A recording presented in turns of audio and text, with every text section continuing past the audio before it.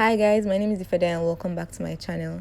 In today's video, I'll be showing you guys how to make a clip-in ponytail. I hope you enjoyed this video. Don't forget to subscribe and let's get started. The things you'll be needing include a needle, a black thread, the clip-ins, a wig cap, and the weave-on or extension you'll be using. So I'm showing you the wig cap that I'll be using to make this ponytail, and I'm showing you how it has an elastic band. So what I'm doing now is that I'm putting the weft of the weave or the extension on the wig cap to show the amount of hair I will be needing as I'm starting off in the process. So it's important to note that when you start off sewing, you should not sew on top of the elastic band.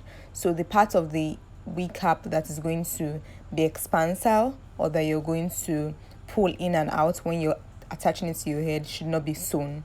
So I'm just sewing into the wig cap, leaving that part blank. So that's what I'm doing now, and I'm using my threaded needle and just going in and out of that wig cap and securely attaching the weave on or the extension to the wig cap. I'm so sorry that my extension is actually very old. This is actually like a 3-year-old or 4-year-old extension that I decided to use to make this, and this is just one bundle that I am currently using. So I'm going in and out and just sewing into that wig cap and making sure that I'm securing it tightly to the wig cap. And it's important that if you make any mistakes along the way, you try to loosen them up so that it doesn't spoil or destroy what you're doing, and you don't tear the wig cap as well. As you guys can see in this clip, I'm actually struggling with this thread and trying to untangle that as quickly as possible. So yeah. So I eventually had to use my scissors to cut that off, and then I continued sewing the weft of the extension to the wig cap as I earlier mentioned.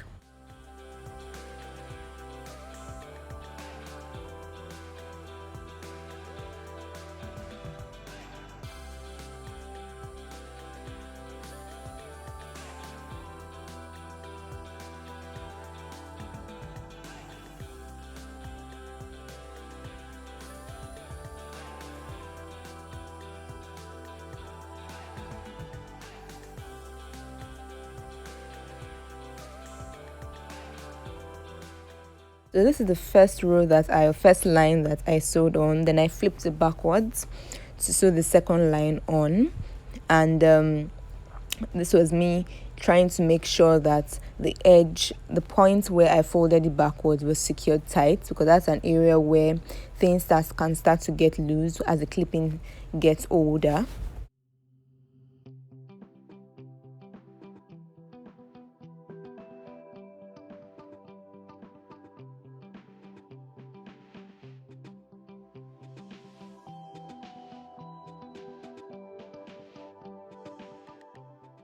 I also wanted to state that this process is a lot easier if you have a wig head or a mannequin head, so you can clip the wig cap to the mannequin head and it makes the sewing process much easier.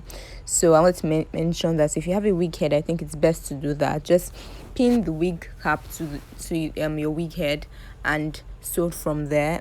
I had to keep on stretching out because I wanted to make sure I wasn't sewing pieces on top of each other or sewing the wig cap to itself or something like that. So yes, I continued with the sewing process and flipping it back every time I go to the edge. Please don't forget that you should not sew on top of the elastic band, and that is what this is looking like about 1/3 way through or quarter way through.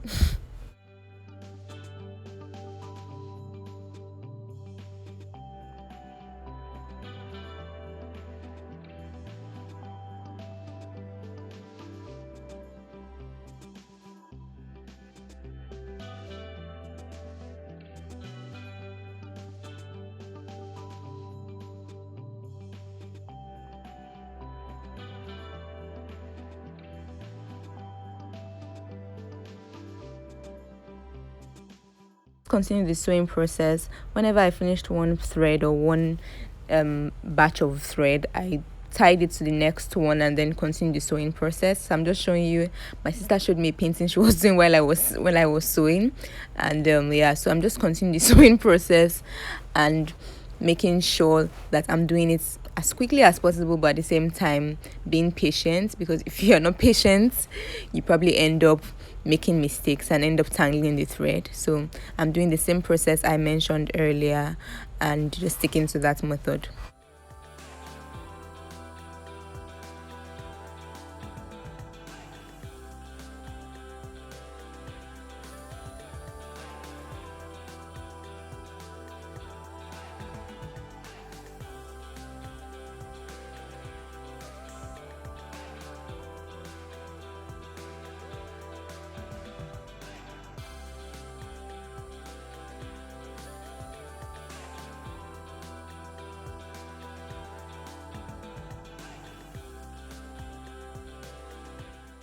So as you guys can see, I've almost got to the end at this point, and despite the fact that I'm at the end, I'm still taking the last track that I'm going to fold on top, and still making sure that I keep that width underneath the band, so I don't sew on top of the band, as I've mentioned earlier, because if you sew on top of the band, you will not be able to pull or squeeze your ponytail together to secure it around your head.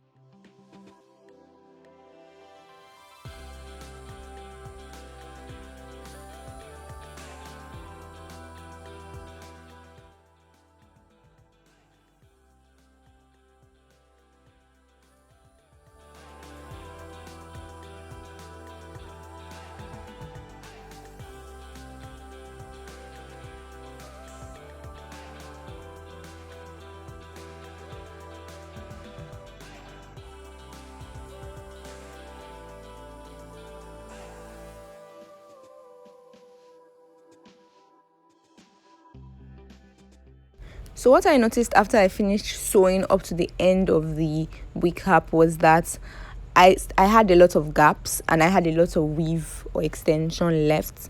So I went back to those areas, the areas where there were gaps, to like sew in between on the wig cap in those areas. That's what I'm showing right now. So I put in lines of wefts of extension in between those areas where I noticed that there were gaps, to make the clipping ponytail fuller, and also because I still had extra extension or weave left. So now I'm going on to secure the clips, and I've got these clips from Ebeano. I will leave a full list of all the products I used in the description box below. So I'm attaching the clip in to the underside of my ponytail that I've made so far. So I'm just making sure that they point towards each other and they're on the extreme opposite ends of each other. So I just pick one point, and I picked the point close to where the squishy pulling thing I don't know what to call it for the ponytail was, and then I put the other one opposite it. So that's what it's looking like now, and they're pointing towards each other so that you can secure it on both sides of your head when you place it on your head. So this is what the clipping looks like after it had been washed. I'm going to show you what it looks like after I installed it on my head, and I think it looked really nice and really okay. I hope you guys liked it. I'll leave all the products I use in the description box below. Thank you so much for watching. Please don't forget to subscribe, and I will see you in my next video. Bye bye.